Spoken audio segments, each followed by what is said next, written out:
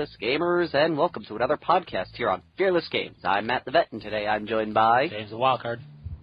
And that is all. It is. The others were scared away. Once again, they are intimidated by our charming charisma. Yeah, we'll go with that. How are you doing? Not bad, not bad. How you doing? Things haven't been going too well. I'm sick right now. My car decided to break down for the second time, and work has decided I only need 1 day a week. So things are going perfectly. Apparently, my car has been running with overvoltage running through it for a while. Okay. Because one of the spark plugs from the alternator was put in wrong.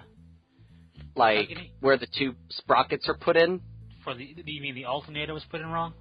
No, a fuse going from the alternator. A spark plug is for the engine. Yeah. And the fuse was, instead of, like, being put in with the two prongs in the socket, apparently the one prong was bent out and twisted around and plugged plugged on the other side, so somehow it was, like, not plugged in properly. Okay. And it wasn't like, oh, it got accidentally broke. No, like, the guy said, no, someone had to insert this and wrench it in because I couldn't just unscrew it. Yeah, no, that's no bueno. But, And yeah.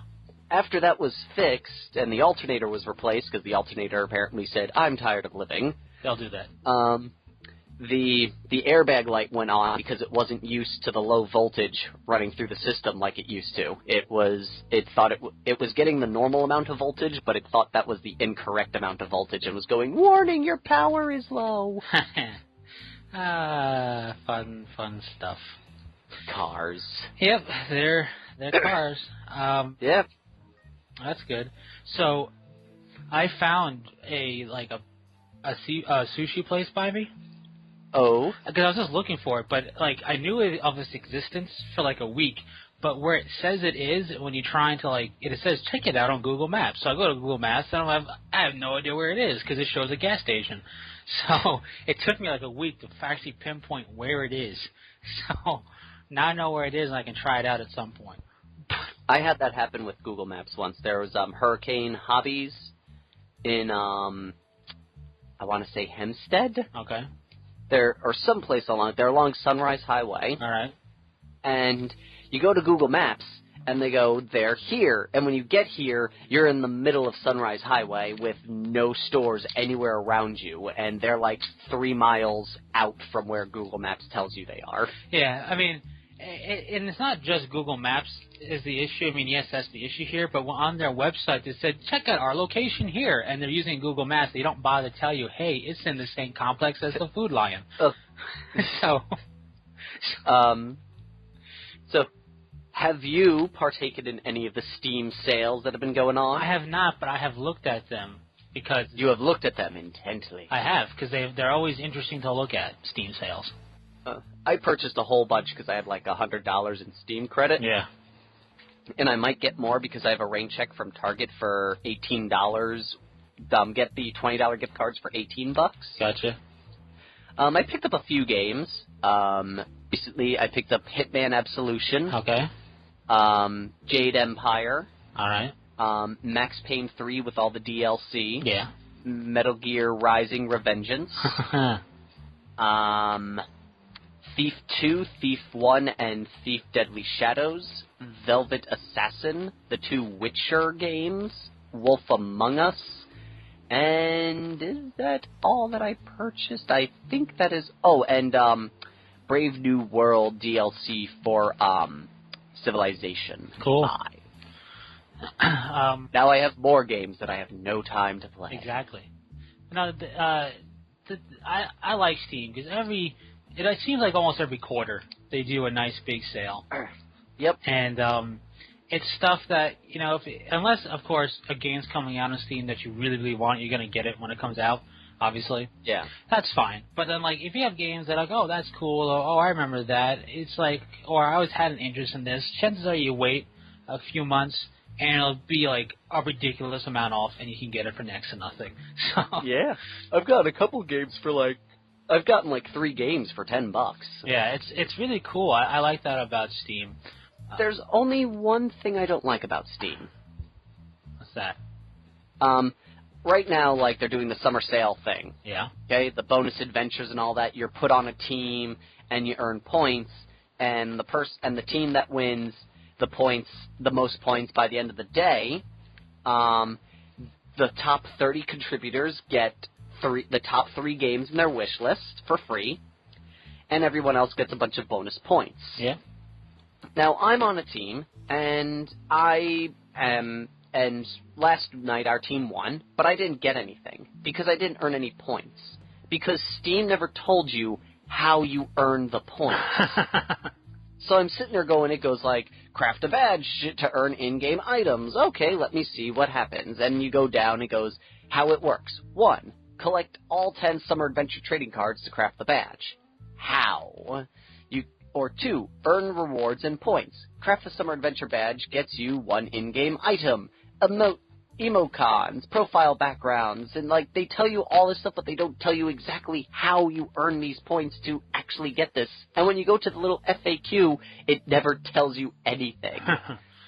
Gotcha.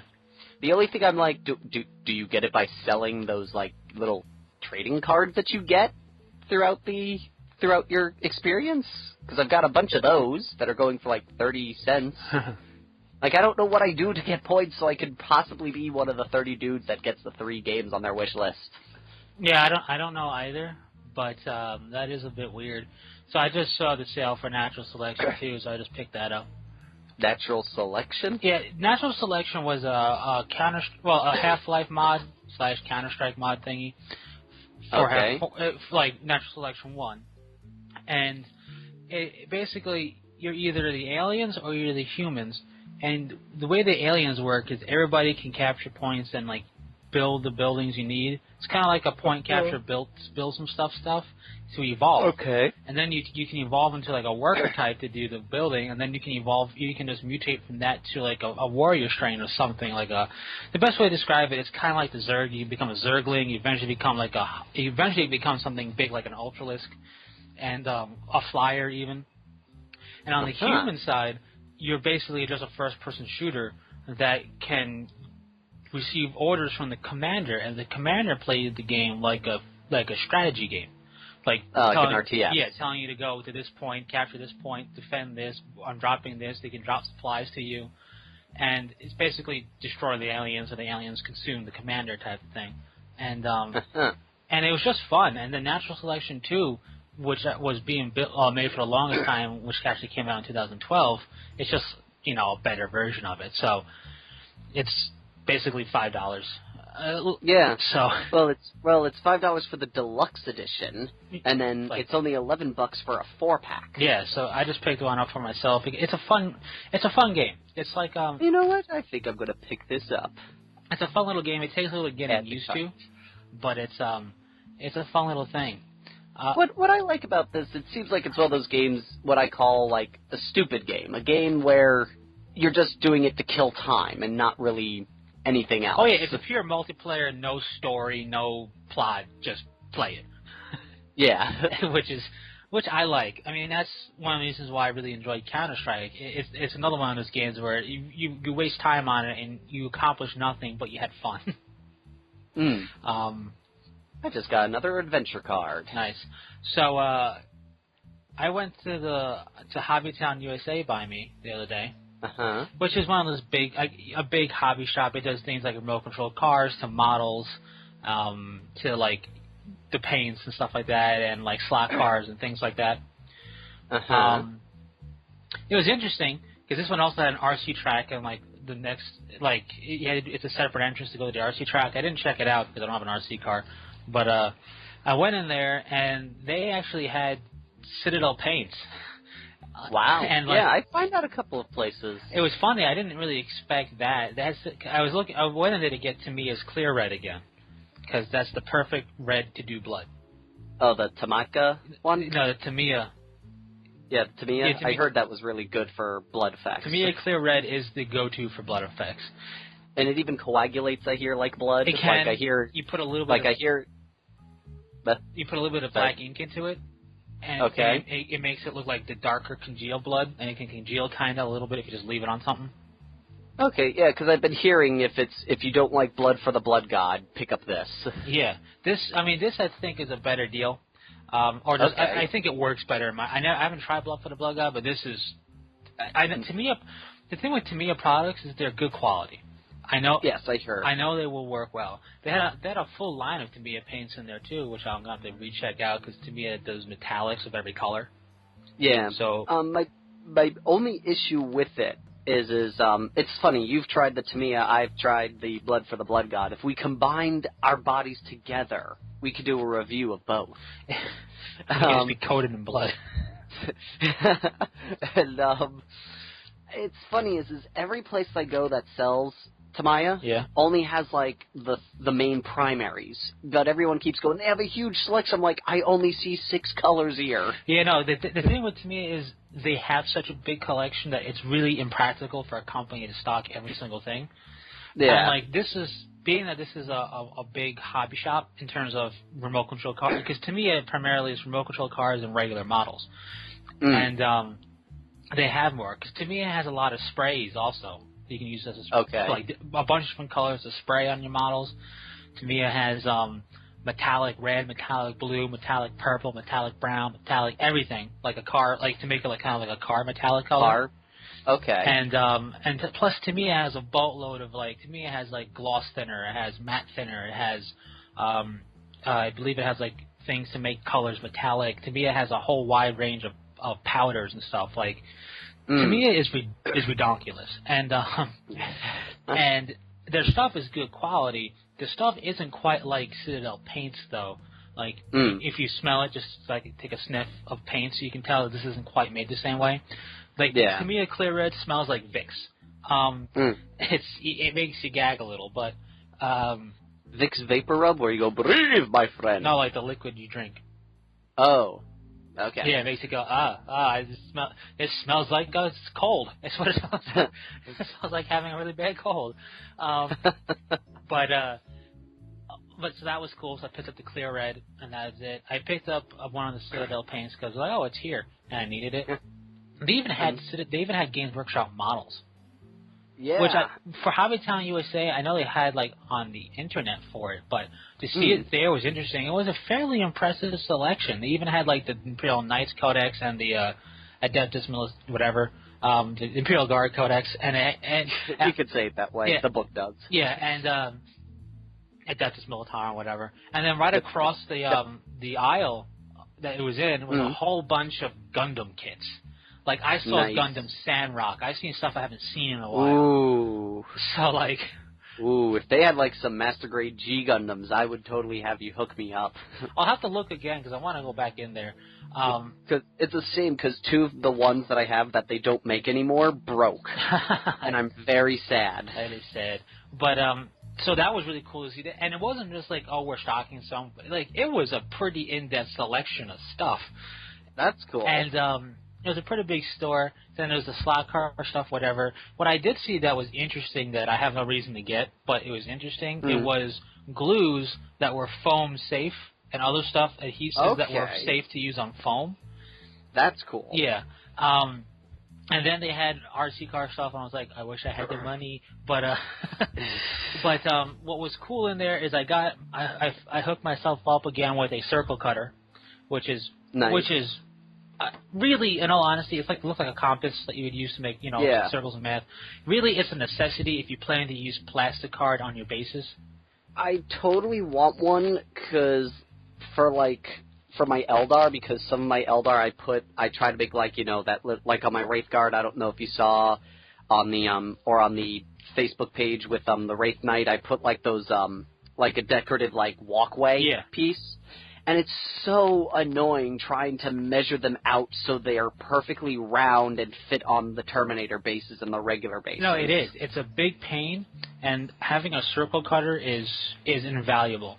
And next to it, I didn't pick it up because I thought I could probably get it for cheaper on Amazon or something, was Helping Hands, which is primarily, well, not primarily, but a lot of people who are into like lining up detail and soldering things, it would hold the two wires and you just solder it. It basically has that thing. Yeah, two clippers to hold it, and someone that come with a magnifying glass. Those things are really good for clipping onto especially if you're just using a paint base, or you just tack glue something on that you're gonna break off later, to hold onto that and keep your hands free. So that was just cool. But I use that for my soldering stuff when I do lighting. And the big score there, I mean, that I did pick up was from well, first they had a lot of scenic stuff for like doing water effects. Woodland scenic stuff. Yeah, that stuff's good. They had woodland scenic stuff, and they had other stuff for doing water effects and whatnot. Scenorama? I don't remember. I don't remember too much. I wasn't looking too in depth because I found what I was looking for a while, which is a company called Plastruct, Plastruct. They're an international supplier of architectural, educational, and hobby model parts. Okay. And this stuff is cool. And the stuff next to it, I think, might have been a sub-company of theirs. They had this thing, like the fire escapes on the city buildings. It's like a ladder with a circle around it. Yeah. They had those for sale. Just you buy them, you paint them, you glue them on stuff. That's cool. So that was cool. But Plastruct makes a whole bunch of plastic card, basically. Plastic sheets, plain plastic sheets that they say are really good for vacuum forming and scratch model building and all that. Plus, they sell patterned plastic sheets, which I've had from this company before. I just couldn't remember the name of them. So I bought the diamond plate, which looks like deck plating. But they have stuff. Nice. They make wood planking. They make roof tile looks. They make cobblestone. They make stuff so if you don't want to get resin bases necessarily, or you want to try and do stuff with it on your own, you can buy these plastic card sheets and cut them up how you want them. So they make a full line of patterned plastic card. So that is one of the benefits. I mean, I like to support local game stores that are there for the hobby. Like a Brothers Grimm or the PBKW thing that by me. Is it Parker Banner? Yeah, PBKW. Because they do the comics and they do the gaming, and they actually have gaming nights and stuff there and whatnot. So I like to try and purchase from them when I can. But this is literally like a 5-minute trip for me, this big Hobbytown USA.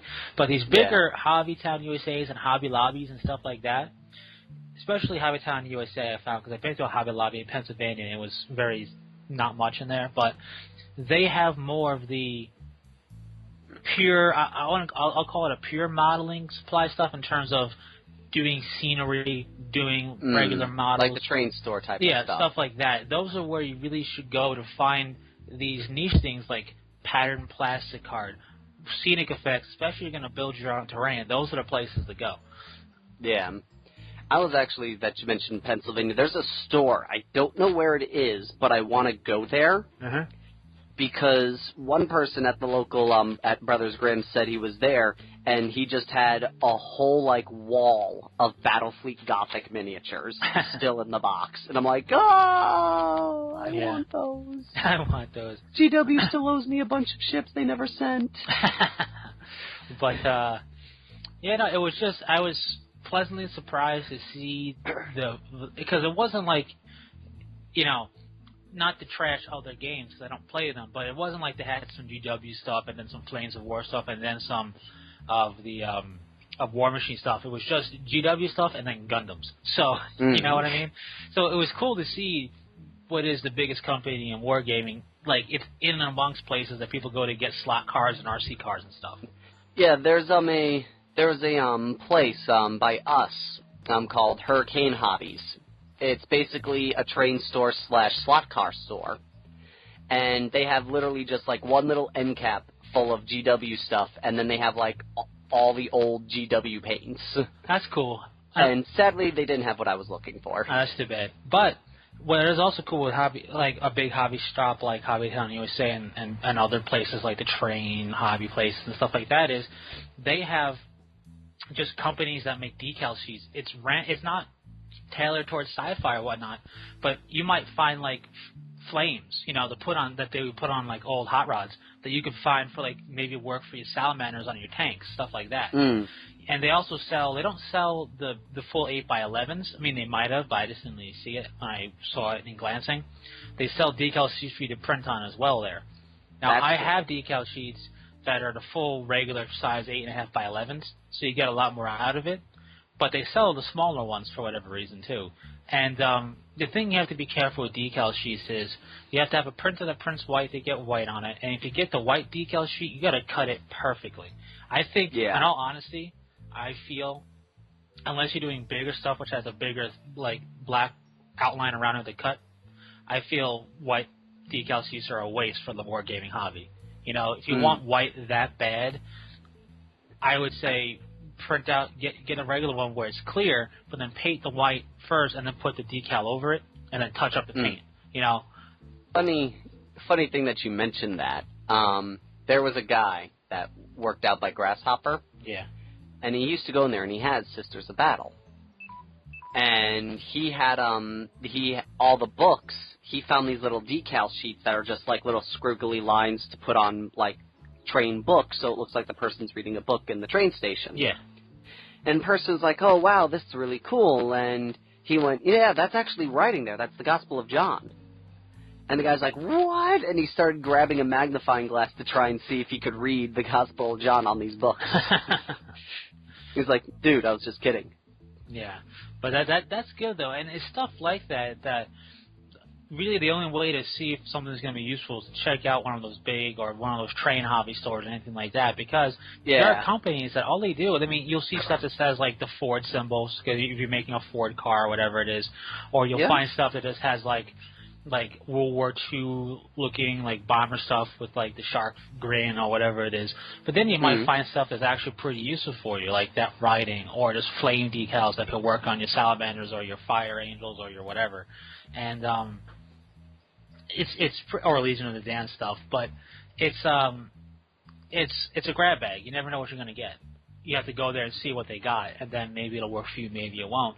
But or maybe you'll just destroy everything. Maybe, and they also will be a place to find, because you know everybody's always looking for hobby tools, and they'll be the big hobby stores are the place to find tools specifically made for our hobby, not our wargaming hobby, but hobbying. So, you know, instead of going to Home Depot getting a big old pair of, you know, clippers that are gigantic, you can get clippers more your size. How dare you offer me perfectly fit clippers? I know, right? It's absurd. But, I mean, because you know, GW offers it, some other companies that are in the wargaming hobby specifically offer tools, but chances are, like, the X-Acto brand might be cheaper than getting those clippers. Because they're more universal, you know, they're catering to a wider audience. You need the sword of Exact Zero, for it's the best X-Acto knife out there. But no, that was just a cool. I went in there looking for Tamiya paint because I knew they'd have it, and I was just surprised to see stuff. I'm like, hey, this is useful for wargaming. And nobody in the store probably knows what wargaming is, but they're selling products for it. So everyone in that store knows. Everyone in that store was a historian on 40K. Oh, yeah? Yeah. Wow. That's impressive and sad.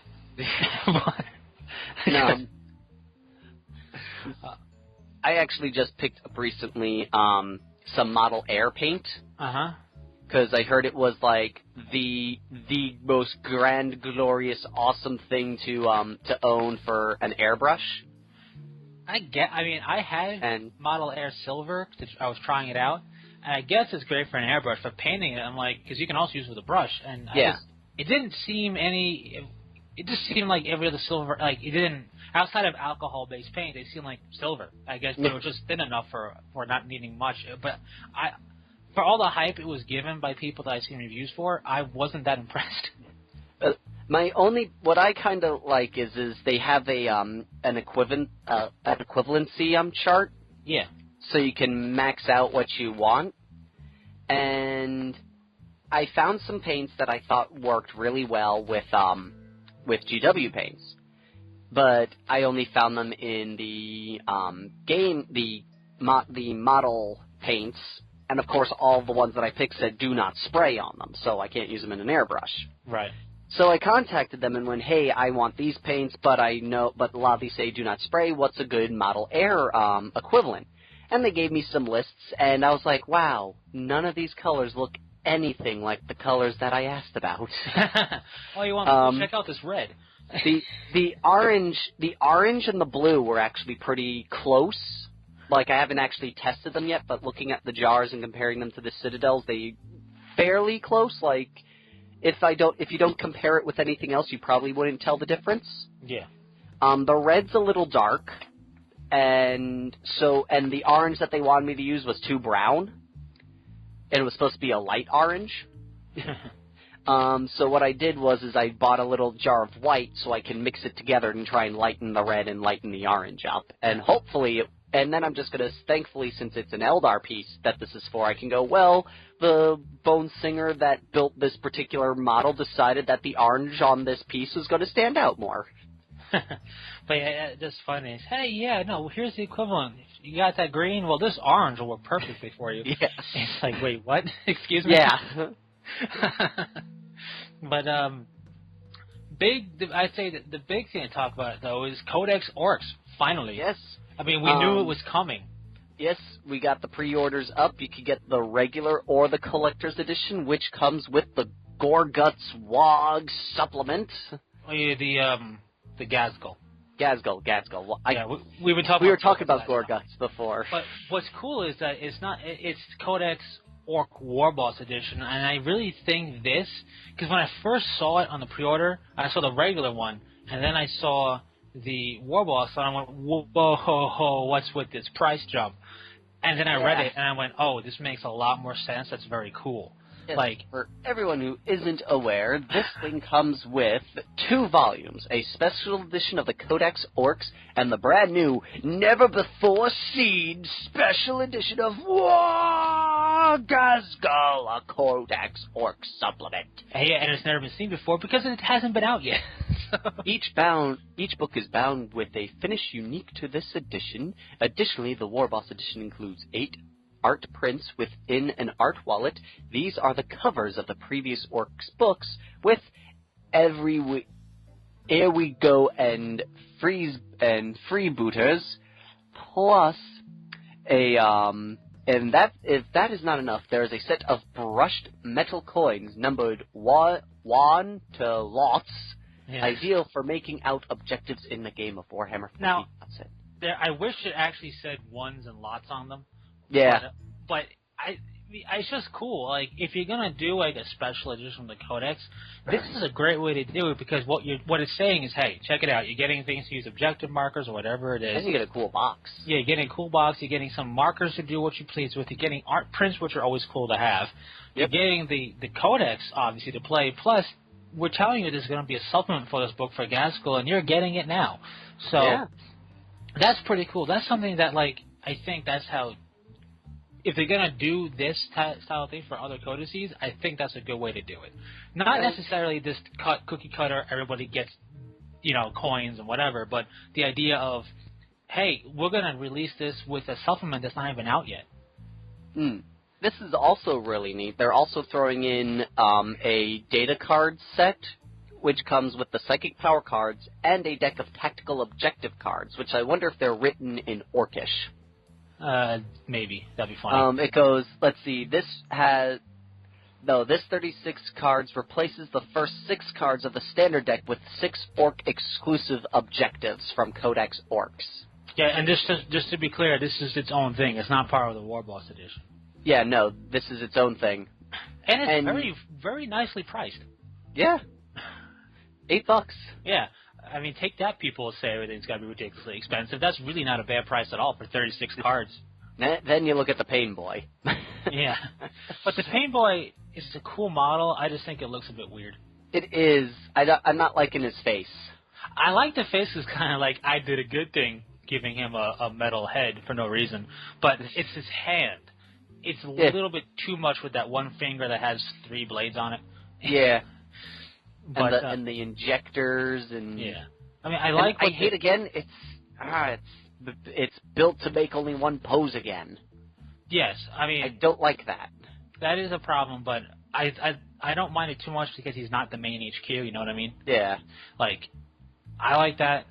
One thing I think they should do, which they haven't done, is give like this is the same thing with the Eldar. With the Autarch, they should have a War Boss kit, you know? Yeah, There's kit that gives you all the upgrades. Yeah, so many ways to build a War Boss. Like, there's so many ways to build, like, An Autarch. That's why we have a Space Marine Commander kit, and that's perfect, because there's so many ways to build them. So, I think there should be more stuff like that. But the new mech is interesting.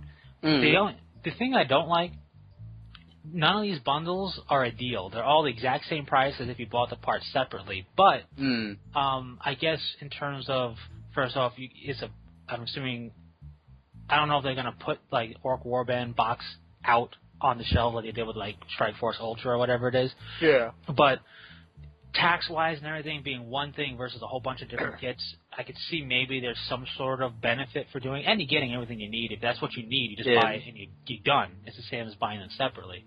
But I don't know. Another example is the Space Marine one is a deal. Why can't Ork Warband be a deal? Interesting enough, apparently it was either on the Black Library side or the Apple, I don't know where, but where the digital editions are available. Temporarily, when you went and got when you pre-ordered the book and got the preview of it, it accidentally gave you the full codex this week. Whoopsie daisies. So if you go to like Bell of Lost Souls and such, there are people spewing out all the different things that have happened in the book because they're like, I got it. Yeah, I mean, I haven't really looked into that because I'm not that interested in orcs. Yeah. But I'm just glad that the orcs are now up to date again. Yeah, it's been a while. It's been a while, and here's the thing with orcs. Orcs are this serious threat and menace to the galaxy, right? But they also have this comical factor, not because they look silly, but because, like, well, this here gun's gonna blow something up, and they use it anyway, you know? Like, red makes it go faster, so hit the big red button. Stuff like that. It's like, the orcs have this, it's not like comedic, like, relief. It's not like they're a joke and you don't take them seriously, but they're wacky. They're a little bit zany. They're like an army full of just not quite mad scientists, but slightly off scientists, you know? Those type of people where you're like, ha ha, that's kind of funny what they built, but oh my god, it's tearing everything apart. And the previous Ork Codex had a little bit of that. I'm hoping this expands and keeps that orky nature. Because everybody, you know, the whole thing we talked about last time, like Warlord Gorga saying I would look silly with his foot on me pointy stick, stuff like that.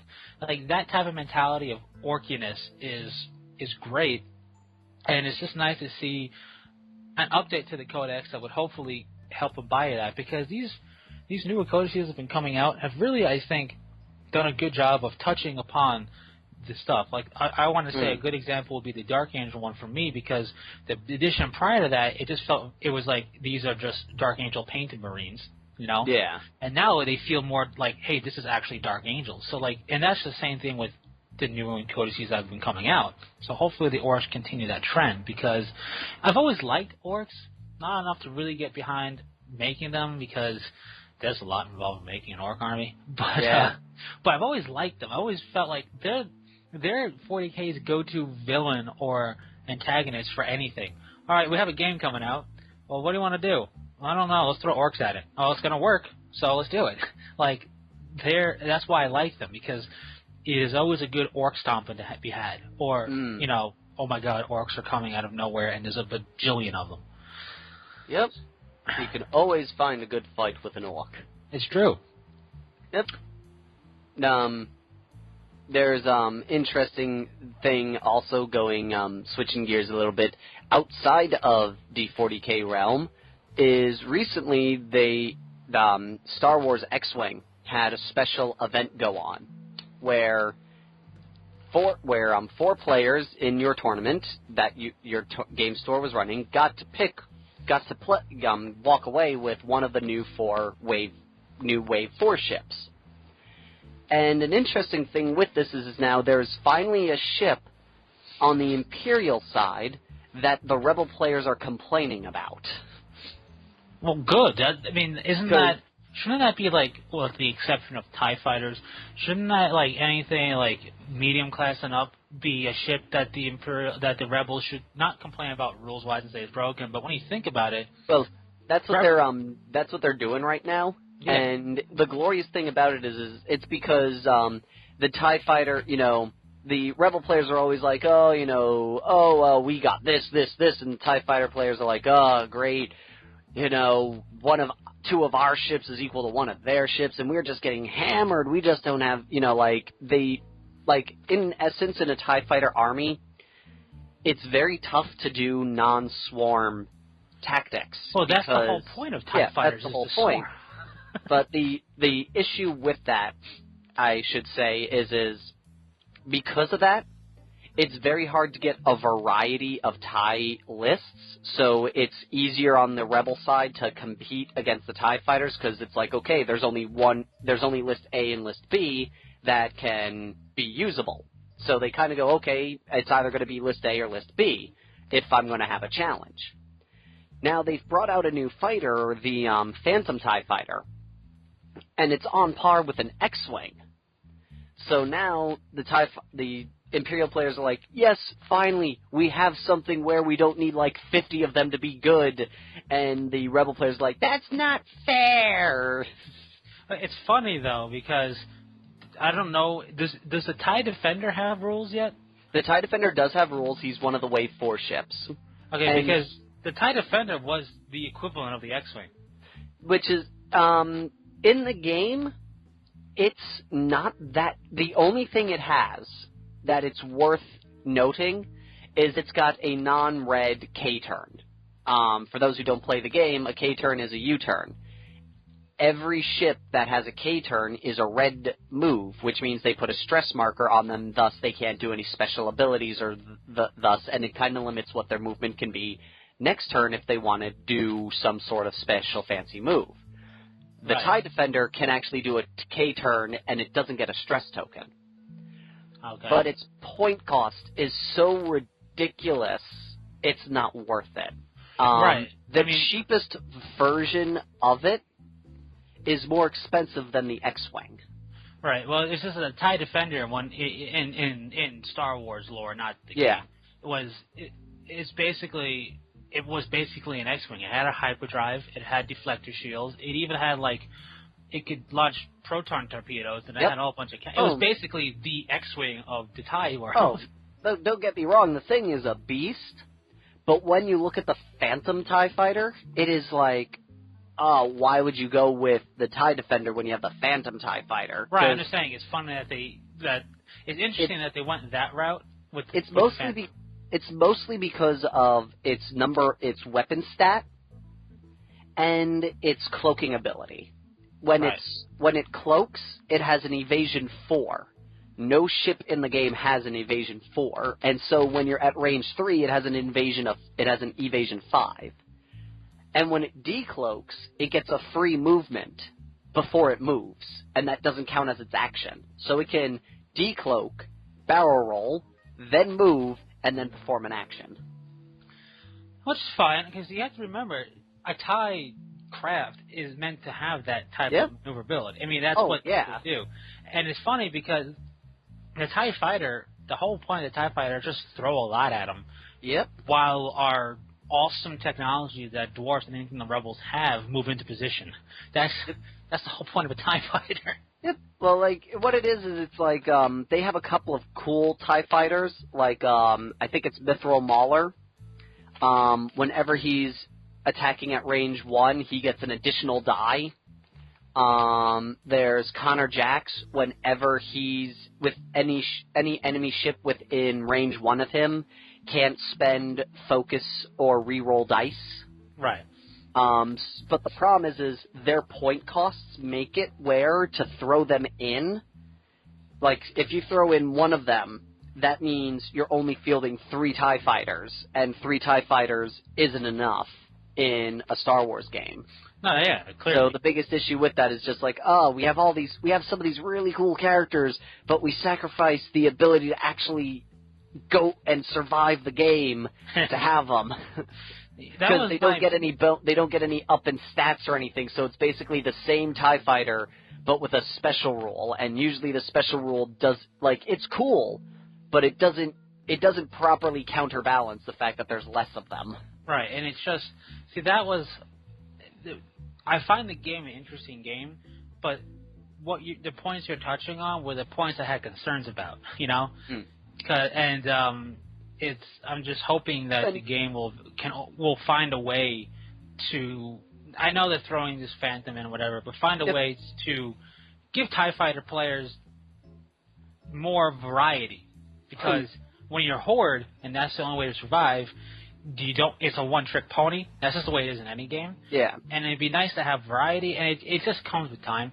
It just comes with time and play testing. From what I've experienced, and this is just my experience, the Imperial's greatest flaw is in the tournament scene. Like, if you take them out of the tournament scene, then there's not as big of an issue because that's less play to win and more play for fun. Well, yeah, but I mean, these issues only pop up. Yeah. In the tournament. Like, I don't want to say the tournament scene is the only scene that matters, but when it comes to rules and balancing and issues, it's the only scene that matters. But when one of the nastiest TIE setups that I saw, like, there's a couple of really good Horde lists. It's just that usually these Hordes lists involve only one special dude, and that's my biggest problem because I love special dudes. The biggest, like, one of the hardest TIE Fighter lists to kill is the TIE Bomber list. You just field 4 TIE Bombers, and they just absorb damage like no tomorrow. And which is funny. And then they drop a pulse bomb, and they're like, "Oh, you got real close to me. That's funny. Pulse bomb. No way to defend. Congratulations, you're dead." And it's just funny that it's the bomber that is the toughest thing to deal with. Right now, the TIE Bomber and the TIE Defender are the hardest. Are the damage soakers. Yeah, but it's just funny because you wouldn't picture the bomber to do that. But it's just. Again, tournament scenes, the tournament play is why you have things like erratas and changes. That's the only scene, and I'm all for casual play. I enjoy it, but the only scene that matters for fleshing out problems is the tournament scene, because that's where people are really going to care, because either entry fees or just really exploiting the system free is pizza. what you do. Yeah, free pizza is critical, and it's the only reason to play. It is, but hey, you know what? With all that stuff and all the Rebel whining that goes on, at least you're able to play it, unlike the Star Trek game, because nobody plays that. Well, I think it was great at the tournament we were at. You remember Bob? Yeah. He was at the tournament. He wasn't playing because he had to work, but he showed up and he was looking at all the stats, and he goes, and one of the Rebel players makes a whiny complaint about the Phantom TIE Fighter, and he goes, wait a minute, the Rebel players are complaining about something the Imperial have? Hallelujah! It's finally here. And it's true. All the Rebel players are sitting there. All the Imperial players are going to sit there going, yeah, you don't like it, yeah, I hate it, Rebels. Which, on a thematic scene makes sense. They're the Rebels. They should complain about everything the Imperial people are doing because they have all the monies, basically. They do. They have all the money. So, but that's they can good. Have whatever they like. And I do wish the Star Trek game was playable and fun and capable, and people did it. You could buy the Borg cube. That's why I want it to be good, because I would play the hell out of some Borg, but just nobody A, play against, and B, I heard the rules aren't as good. No, the rules were, because they tried so hard to, like, from my understanding, it was like, it's like everything bad about the X-Wing game is, like, combined into a full rule set. Right, and it's just a pity. I don't know why they decided to go and do the strategy of how the games were released. They should have been the same basic, like, same rules, with the exception of racial trait stuff, obviously. Like, Rebel bonus or Imperial bonus, whatever. It won't be the same as Vulcans and Romulans, whatever. Yeah. The rules should have been the same. It should have been like the equivalent of playing 40K and having different codices almost. It's just how it should have been for the Star Wars and Star Trek game. Not because I think it would be really funny to see a Borg cube fight a Star Destroyer, but because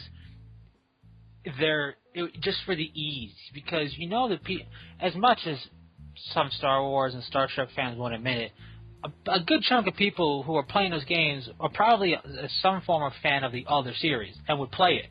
Probably. But when you have such radically different stuff going on, and when one is really not as really subpar compared to the other, that's terrible. And I mean, I'll tell you a case in point. If the rules and the popularity were around, and I don't mean popularity in people who enjoy the game or enjoy the series Star Wars, Star Trek, but if the game had the rules favoritism that the Star Wars game has from the players, I would have picked up some Borg stuff just to see what it's all about.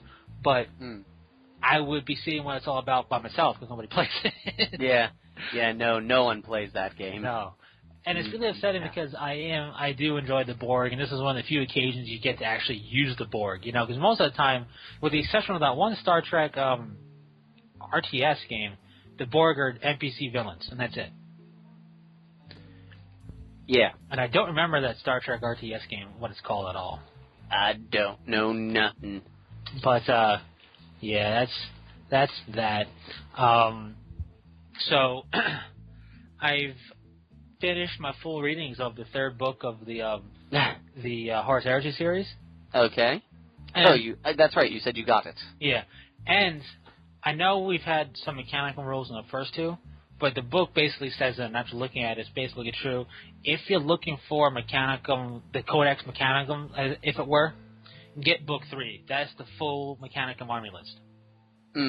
So everything in books 1 and 2 is there, and then some.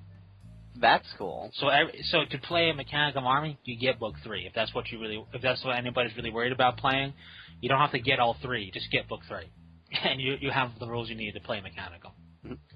The cool thing about it is that it's done all the things I hope they do. The Mechanicum have their own.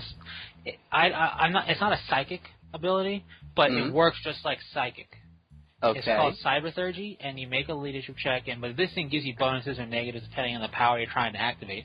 And if you roll double, bad things happen. But it's basically like tech-based psychic powers in a way. But it's not psychic powers. Like you can't psychic code it, and you can't resist it. In the sense that you could resist a psychic power because it's not psychic, it's mechanical stuff, and it's just cool, you know. It's just and that was in book 2, I believe, when they first introduced the Cyberthurgy stuff. But it's just like, hey, Mechanicum in full swing, huzzah! If only GW would just take that and put it into a codex. Yeah, I would buy that. I mean, it's considering when you think about it. All right, you know, Imperial Guard, a huge part of the Imperium. You know, they're there to die to defend her. The Space Marines, a huge part of the Imperium. Great, fantastic. Now, Imperial Navy, that was BFG stuff, which ultimately that just went away, but you couldn't represent the Imperial Navy on the tabletop of an infantry game because that doesn't make any sense. But you could just paint up stuff, you know, as you know, naval people in like naval colors and whatnot. You can say these are people who defend the ship, whatever, you know.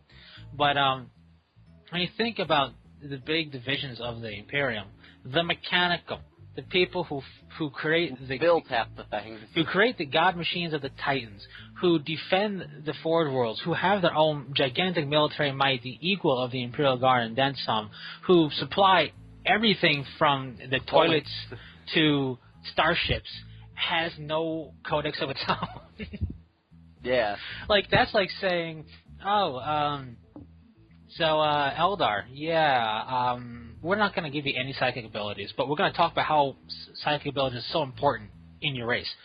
It's like, that would be cutting out the Farseer and the Warlocks from the Eldar Codex.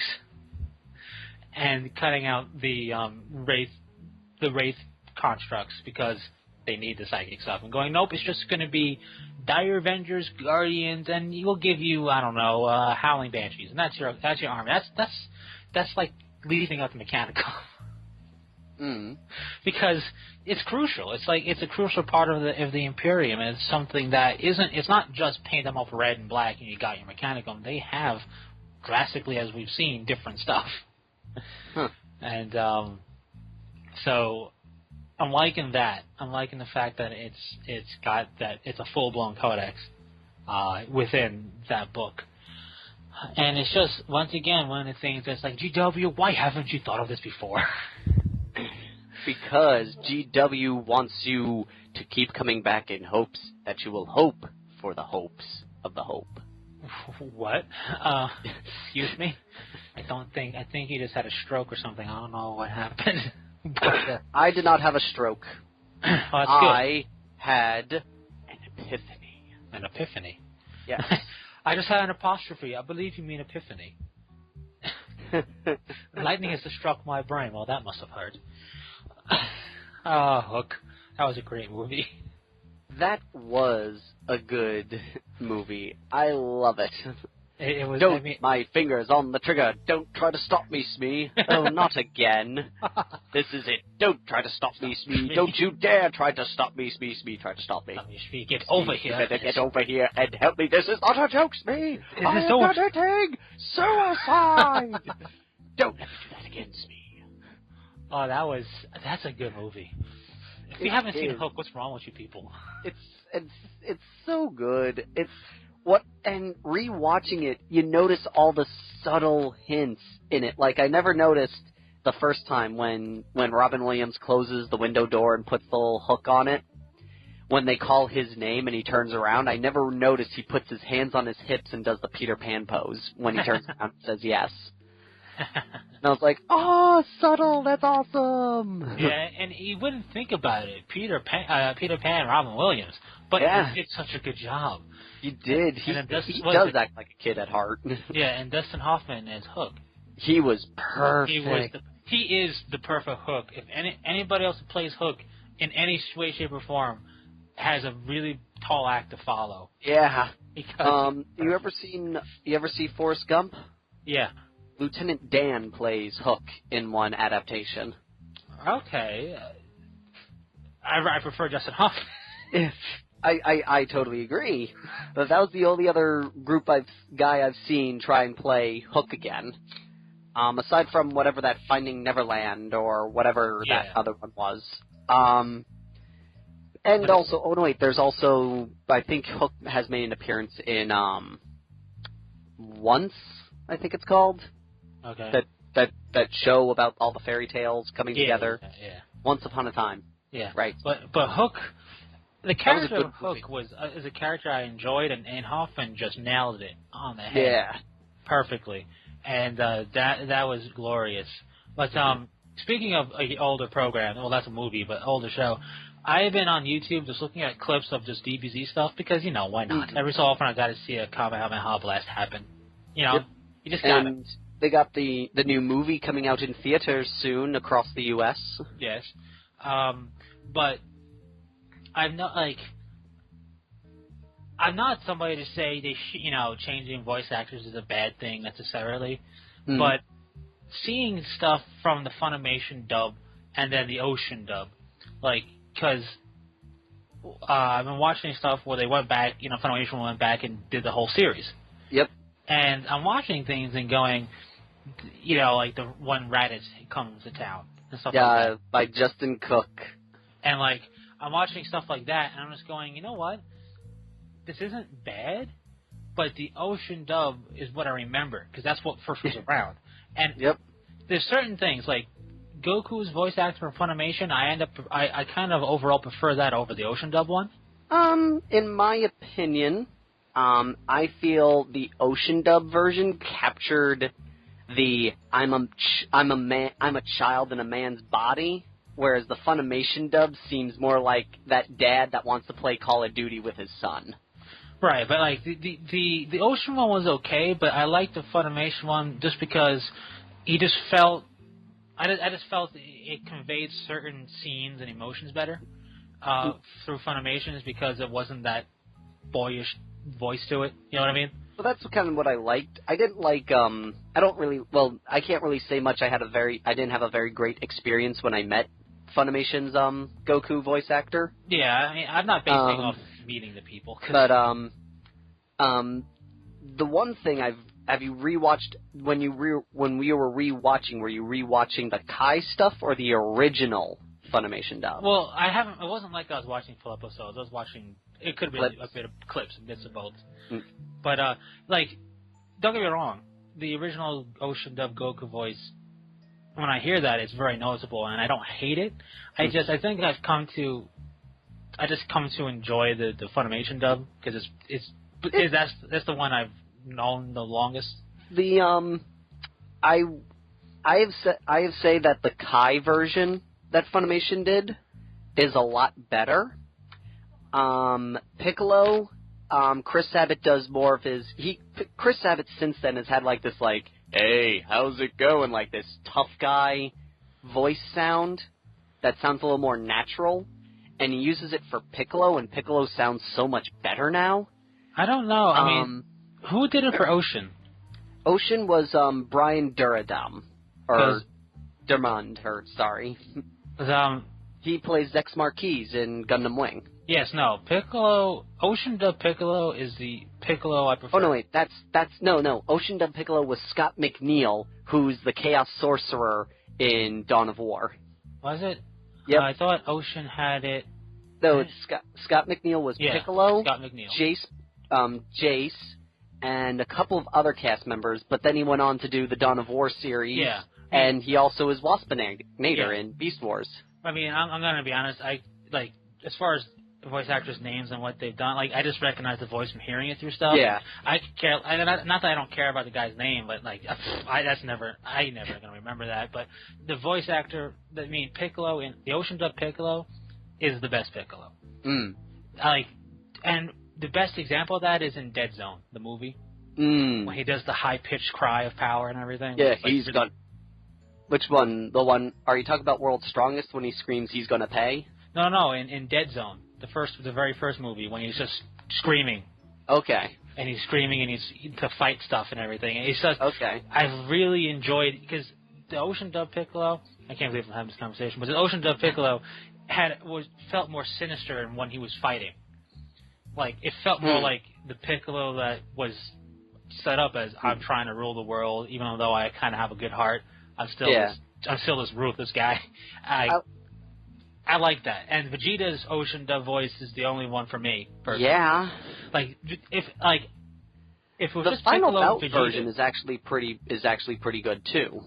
Right. You've ever watched Outlaw Star? Yeah. You remember the professor that made Melfina and all that? Kinda. He plays Vegeta in Final Bout. He actually does a pretty good job at that. Right, but it's just I'm just thinking of the shows. Oh, and yeah. It's okay, Ocean dub Piccolo and Ocean dub Vegeta are the way to go. Even I kind of like their Gohan a little better. The Gohan was okay. He sounds more like a kid in my opinion. Yeah. So the Kai version of Gohan sounds a lot better. Yes, it does. I have heard that one. But Sabat's Piccolo got better because he uses a different voice and it sounds a little better. And Vegeta, he kind of toned down the graggly part of it, so it doesn't sound so forced. I don't know. I mean, I have nothing against like I said, the Funimation voices. Yeah. I don't hate them. They're there. But it is when I was back in the day watching it, because this was the newest episode that was coming out, as a kid, it was a big wait a minute, these culture guys shock. Wait a minute, this isn't their voices at all. So that was that. But and because of that, I have a stark remembrance up through. I can't remember the exact episode, but it was when they were fighting the Ginyu Forces when the voices changed. Goku was Super Saiyan. That was the last Ocean dub that we got. From what I was watching, it was before he was Super Saiyans when they the title of the episode is Goku a Super Saiyan ? Okay. Because that's when Vegeta's sitting there going, what? Has he really become the legendary Super Saiyan while he's fighting when he beats Recoome? Right. But so that's the that's what I remember that. But all the voice actors, they're voice actors for a reason. They're fine. Yep. But it's just for me, watching the series, everything could stay the same Funimation-wise. If they just changed Piccolo and Vegeta, it would have been perfect for me. Like, that's really the only changes. That's really the only changes I want. From what I've heard, and this is pretty cool, like, I've heard the Frieza from Kai. Yeah. He is, like, phenomenal. Like, he really captures that whole sophisticated, suave, polite villain. Yeah. And the new Zarbon is actually pretty good, too. He doesn't have that funky-sounding voice that the previous Funimation voice actor does. You know, he still doesn't, it's like a toss. I like the Ocean Dub Zarbon, who's Gabriel Angelos in Dawn of War, but I also like the Kai version. I just really like Ocean Dub's Jace. Oh, that was Scott McNeil. I know, but he did again. You just get those voice actors. The rocker voice. But, rocker voice. Yeah, it was good. His scream. I just love that scream that he does. Yeah, no, it was really good. But, you know, I mean, DBZ is one of those series that even if you didn't watch it at all, you know about it. And it's like Mario with video games. And even if you didn't watch it, even if you say this is the child's play of anime and blah, blah, blah, blah, blah, I'm so sophisticated watching cartoons. I watch Cowboy Bebop because that is an adult's cartoon. Yeah, right? It's like, if you feel sophisticated while watching cartoons, you got a problem. But chances are, even if you hate the series, you've watched at least a clip of it. You know, anybody who's anybody. Watched an episode. I know people who don't watch anime at all who watch DBZ because that was the Saturday morning cartoon to watch. It was, you know, it's a beat 'em up. It's kind of like saying in 40K, if you hate Space Marines, you're kind of lying to yourself. Even if you never want to play them, the idea of super soldiers and awesome armor is awesome. And it's just. It just touches. I mean, think about it. That touches on it touches on Iron Man a little bit. It touches on being a super soldier, like Captain America a bit. Not in terms of being the ideal, it's just being a super soldier and being encased in armor. Speaking of Captain America, they dropped the ball with Captain America. What do you mean? Winter Soldier is coming out in September. To buy. Yes. Hello, it should have come out on 4th of July. Yes. Because it's Captain America! No, it's Captain America. None of that childish America crap. It's Captain America. America! F yeah! No. But, yes, that is Captain America. 4th of July would have been okay. I mean... That would have been the perfect day to release a Cap movie. Here's the question. Did Independence Day come out to buy on the 4th of July? I think it did. It better have. But either 4th of July to capitalize on the patriotism stuff, which doesn't need to happen with Captain America Winter Soldier, or hello, he's called Winter Soldier. Release it in winter. No, it's Captain America.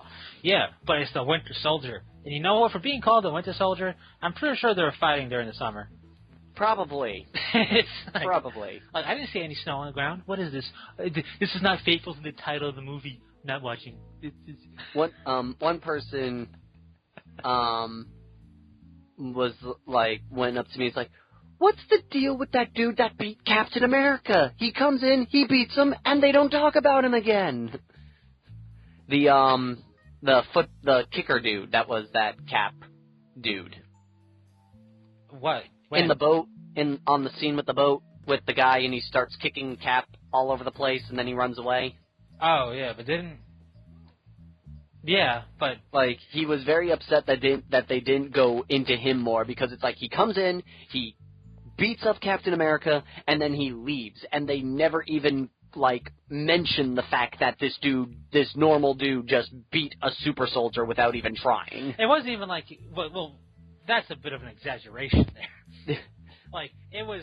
The fight happened, and then it evolved into a situation where he's able to get away. But he wasn't exactly wiping the floor with Cap. But he wasn't getting his butt handed to him as easily. No, but that's like going henchman number 3. I want to know his backstory. Really? No. I do want to know henchman number 3's backstory, dude. He seemed interesting. He had a lot of charisma. He had character. I felt for henchman number 3. But yeah, and speaking of just, I guess, stuff, not even speaking of stuff like that, but we brought up Dawn of War with the voice acting, right?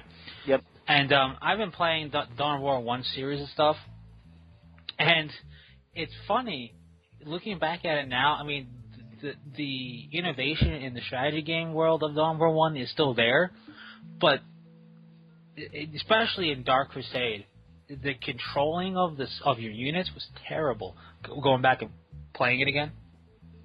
Because what they do in all the Dawn of War series, which is the one thing I don't like about Dawn of War 1, when you're moving 3 different squads around, they like to position them miles away from each other. And it's like, what? If you tell them to click on this one point, you'll have one dude on the point, one dude 2 screens away from the point, and it's like, no, I told you to go to this point, not half a mile away from this point. They like to stagger them as if they're actual formations, which is a cool concept, but they made them go way too far away from each other, so they can't even support each other. But other than that, it's not bad, but you can tell the games weren't particularly polished, especially in Soulstorm. I was just trying it out for fun, with playing the Alpha Legion, because that's the Chaos group in Soulstorm. But everything is slated, like when you have, because you get Honor Guard. Yeah. So the Honor Guard for your Chosen, it says a veteran word bearer, because in Dark Crusade it was the word bearers. It didn't change it to Alpha Legion. It says veteran word bearer, and then when you get the equipment to eventually get him, because once you get all of your regular equipment, you can get him to become a Demon Prince. Yeah. And it says, Eliphas the Inheritor requires everything. It's like, no, this is not Eliphas. This is an Alpha Legion dude. What have you done? The Soulstorm was like so many all kinds of wrong. Soulstorm was a lot of fun. It's just that, like, I remember playing the game and all of a sudden it was like, base is under attack. I'm like, where? And it was a plane that was like 3 screens away shooting. And it's like, what? Yeah. And you sent like half your army and the plane would kill them. It's like, how? I have like 500 dudes attacking this one plane. How is it killing all of them? You get the super legendary ship and it gets blown up by 2 hits. What? Yeah, I enjoyed Soulstorm a lot. Soulstorm took something, like, it took Dark Crusade and made it bigger in a sense. But at the same time, it's about the same amount of turns you could play before winning everything. But the issue with Soulstorm is, yes, the flyers did have a bit of a range on you, and some stuff on the range was a bit weird. But the biggest issue with Soulstorm was it was too easy. Like, in Dark Crusade, I remember, because I played through Dark Crusade with the Blood Ravens, and I remember that stuff gets hard. Attacking the strongholds. Like, I attacked... the Eldar ones are so hard. The Eldar one was one of the easiest... for me, the Eldar, I'm still playing. I can't beat the Eldar. The Eldar one, it was one of the easiest, but the biggest problem was I completely forgot you had to hold all the points. Mm-hmm. So I'm like, all right, I killed everything. And I can't kill, because one thing they did is where the Avatar stands, like in that one spot you can't go into because it's got like 17,000 fire prisms, so you can't go there. Yeah. I'm like, well, how am I supposed to destroy that? And then I reread the objectives, like, oh, you want me to actually capture and hold these? Okay, but the problem with the Eldar one is once you get some breathing room, like you're just fighting to get the breathing room. Once you get that, I didn't have a problem, but it was tough. It took a while. It's tough because they're quick. Well, the Eldar units are frail and easy to kill. The problem I had was when they brought the Chaos stuff and the Orc stuff in. I'm like, come on, I already destroyed these armies. The Orcs and the Chaos stuff actually, like, it's funny. All the Necrons and all them, I wiped the floor with them without even trying. Well, I meant the Chaos on the Orcs forces in the Eldar one. I never experienced that. In the Eldar stronghold in Dark Crusade, they have Orcs and Chaos, like, shrouding them, and the secondary objective is to destroy those so they stop attacking you. Huh. That's the thing is I can't get close enough to their base to fight their base. Yeah, but I mean, it was just a pain thing to do. And, but like, I can't. That's the thing is like they literally when I play against them, I go in. I'm like, yeah, I'm gonna do this. Game starts. 2 minutes in, my base is getting like mowed down by Aspect Warriors and Wraith Guard. I'm like, where did you come from? Yeah, well, I mean, they do send Wraith Lords and War Spiders in pretty early, but I didn't have I found the Eldar just because of my setup was fairly easy because I could just destroy this stuff pretty quickly. Yeah. My problem was it still took forever. Like, even if I was having a good run, it just took longer than it does in Soulstorm. Like, in Soulstorm, I literally had 2 Honor Guard units, and I was as a Space Marine player, and I went right in, I attacked the Ork Stronghold, and after their initial attack against me, I just destroyed them in Soulstorm. Like, it was real easy to cut through their strongholds in comparison to the Orc stronghold in Dark Crusade, where it wasn't that it was hard, but I'm like, all right, it's just felt attritional. Felt like I gotta mow through everything, and it's taking a while. Like, I don't know, Soulstorm just felt ridiculously easy in comparison to Dark Crusade, and it had some of those issues, and it's a little bit unpolished, and it's funny because I don't dislike the game. I like it. It's fun. It's just that certain stuff felt a little bit too easy in it, especially like attacking things. And the biggest issue in terms of campaigning is that if you're a Necron player, if you're doing the Necron campaign, it's easy mode. Because your builders are the things that capture points. Your army doesn't. So the hardest mission is the first mission against the Eldar because you have no Honor Guard. You have nothing. Yeah. So you have to build it up, and it takes some time. But once you get that first Honor Guard, and you get a feel for the fact... free? Only the warriors are free, but it's a time thing. They get longer and longer to produce. But the Necron warriors, those basic troopers are really strong when you fully upgrade them. And because the builders are the things that capture points, unlike every other army, where it's a balancing act between capturing and fighting. Yeah. Once you get a decent Honor Guard, you're automatically attacking right away while your builders are capturing points and building stuff. So it's really easy to be Necron. Yeah. Oh, yeah. They did a good, again, still good voice acting, a good game to play. It's just that it's funny that Soulstorm, and I think Soulstorm met its limit in terms of these are the most different armies we can have in a campaign, because it was a lot. You know? Like when you click end almost turn. Almost all of them. Yeah, when you click end turn and you're waiting for your turn to happen again and you don't hit escape to make his blitz right away, you're like, how many dudes are there? It's just like, quick, get to me already. Oh, yeah. But, it was almost all of them, wasn't it? Yeah. The only thing they were really missing were the sub-chapters of the Space Marines. Well, that and Tyranids. And Nids, yes. Nids didn't get anything. Yeah, they still haven't get anything. You can only play them in Last Stand. You can play them in Retribution. Yes, that's right. You play as them in Retribution, right? And here's the thing with Retribution. It's so short. It's so short. Even when you each campaign is roughly 2 hours long. Maybe. And the thing is, it was so good, though. I really enjoyed Retribution. I felt they did change things up with how leveling up works and stuff, and that's okay. But in all honesty, if they kept, if they took out the corrupting factor of Chaos Rising but kept that type of leveling up, I would have been maybe a little bit happier. But I really enjoyed Retribution. My only problem with Retribution was the story mode. I liked the story mode. I didn't like that it was the same mission regardless. I was hoping, the Space Marines are doing this part, and when we play the Eldar, we'll see what the Eldar were doing while this was happening. I didn't like that it was just the same story with replacing the characters. I didn't mind that I didn't mind that once I saw that was the thing, because of the story that was told. The story that's told, and spoiler alert, that doesn't matter because it's been out for so long, is that Azariah Kyrus is trying to ascend to a Demon Prince. Of Khorne of all Chaos Gods, but whatever. Considering he's a chief librarian, chapter master, he's praising Khorne. It's just funny that way. But the whole story was that regardless of what group you're playing in that particular planet sector, he's manipulating everything so he can get the necessary sacrifices to raise himself to Demon Prince. Yeah. Gargantuan Demon Prince, but Demon Prince. And what I like about it is it tied in from Dawn of War 1 with the Maledictum. Yeah.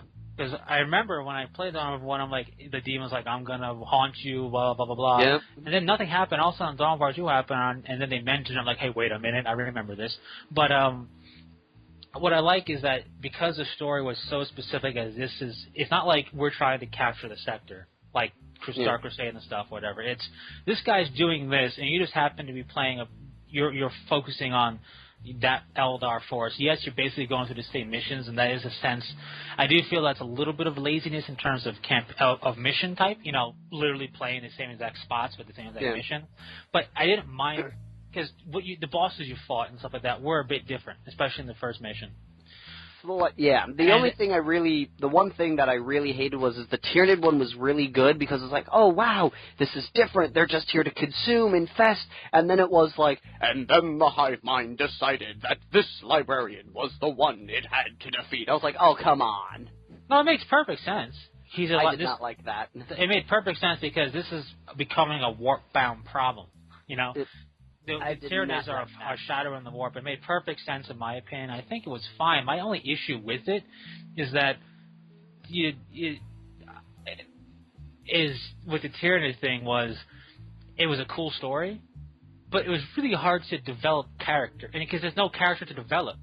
You're a hive, and it felt a little impersonal and a little cold in that regard. It was fun to play, and it was really different of a story. But it was just like I'm really feeling like it could have been autopilot. There's I can't really establish connection, which is a unique factor. But that's what hurt me with that. The only thing that didn't make any sense, in my opinion, was the fact that you could play as Chaos. Because why would I want to stop a deep?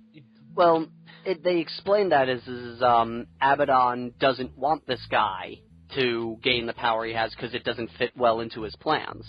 Right. It was just weird though because I mean, classic Chaos finding itself, but it was just like, but hey, wouldn't you're not here, it's just weird because clearly Eliphas has his own agenda.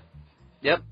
So why is he obeying? Like, why wouldn't he try to do a kind of role reversal and take Azariah's place instead of just obeying orders? It was just weird in that regard. That part actually surprisingly didn't bother me. It wasn't. Though I did like the reason why the war boss is there. Yeah. No, I would do it if I could get your pointy hat. Yes. The war boss was just funny. That whole campaign was just sheer brilliance in terms of like it was basically the campaign and really has no point. But, but it was great. It was like that one made the most sense to me, in all honesty, because he's an orc being an orc. Yep. And what I liked about it was a freebooter. Mm-hmm. It was nice to see a freebooter. Mr. Nailbrain. Yes. But it was just, I don't know, the Tyranid one was cool. The Chaos one was fine. It's just that, because all throughout Eliphas' story is he was doing everything to kind of gain power, and now all of a sudden he was just like, yeah, I'll do it for you, sir. I get it, and I don't. It was just, what I really wanted, I guess the big thing I'm saying with the story is that I felt the story for certain races ended where really it should have continued. Like after the Azariah Kairos defeat, I felt the Chaos story should have continued. Like, wasn't one of the reasons why Eliphas was doing what he was told because the sorcerer was there and he was there under Abaddon's orders to make sure Eliphas followed orders? Probably, but still, I mean, he got rid of the Chaos Lord and Chaos Rising. Yeah, but that was before Abaddon's captured him. Well, no, he was part of the Black Legion at that point.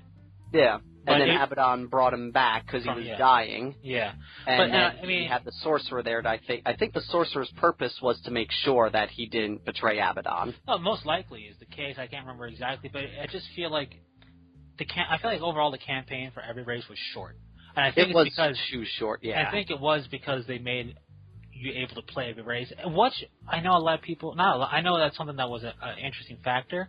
But I've always kind of felt that Dawn of War was the Blood Raven story, and I would have much preferred it just to have been the Blood Ravens, but with, like, triple the story, you know? Because it was the story. The whole Dawn of War 2 is the story of saving the chapter. Yeah, it would have been neat if it was more of a Blood Raven story, and at the end you find out the secret about their chapter or something like that. That would be cool, but we know GW. They never tell us the secret. Well, it's not GW. It was THQ. They were allowed to do whatever they wanted. Through GWI. So it's just, you know, Dawn of War, especially Dawn of War 2, built itself up as the Blood Raven story. And then while it was cool to play all the different races and being a freebooter orc who just wants a pointy hat is awesome, but the story was so just short, like you said, like it was too short, and that was the problem because I definitely felt like, especially in Retribution, there was more story to tell, and it's just like, well, that's it. Thanks for playing. And it's like, but we just got started. We just got started. And again, that's why I think that's one of the things I didn't like about it is the fact the campaigns were so short that it probably would have been better if each campaign was slightly different, because then it felt like the story was continuing, rather than you just replaying it as, this is what would have happened if the orcs were there, this is what would have happened if chaos was there. No, it would have been a little bit better in that regard. I mean, but really I just felt it was, okay, here's the option to play different things. This is why I really felt it should have been just Blood Ravens. Yeah, even if, like, what they could have even simply have done is just remove one mission and change it up. Like you said, Chaos should have continued. Take out one of the generic missions and make an epilogue mission of just Chaos after everything happened. Like throwing in one tiny mission piece that changes to kind of go, so this is what's happening, would have made things a little better. Yeah, it would have. Ultimately, I mean, it was kind of good practice for Last Stand to play all the different stuff. But in all honesty, I've always felt that should have been just a Blood Raven story. I mean, Retribution is, when you think about it, because the whole canon thing of it anyway is the Blood Raven story. That's what happened. Like, the Blood Raven still exists as a loyal chapter. Gabriel Angelos is their chapter master.